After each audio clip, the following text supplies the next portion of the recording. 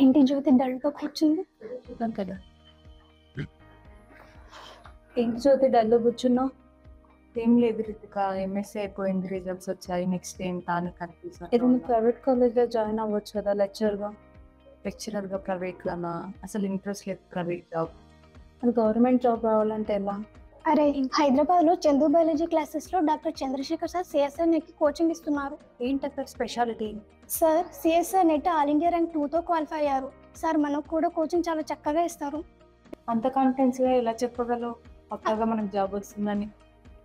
అంత కాన్ఫిడెన్స్గా ఎలా చెప్తున్నా అంటే last time Telangana government release చేసిన నోటిఫికేషన్లో out of 25 seats 24 seats Chandu biology క్లాసెస్లో కోచింగ్ తీసుకున్న వాళ్ళకి మాత్రమే వచ్చాయి. ఇంకేంటి అక్కడ స్పెషాలిటీ? సౌత్ ఇండియాలోనే లో ఫీజుతో అక్కడ కోచింగ్ ఇస్తున్నారు.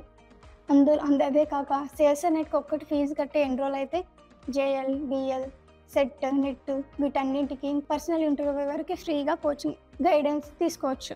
అందులో life time validity. General paper కూడా చెప్తున్నారా? జనరల్ పేపర్ కూడా కోచింగ్ ఇస్తున్నారు. అక్కడ హాస్టల్ ఫెసిలిటీ ఏమైనా ఉంటుందా? బాయ్స్కి గర్ల్స్కి ఇద్దరికి హాస్టల్ ఫెసిలిటీ ఉంటుంది.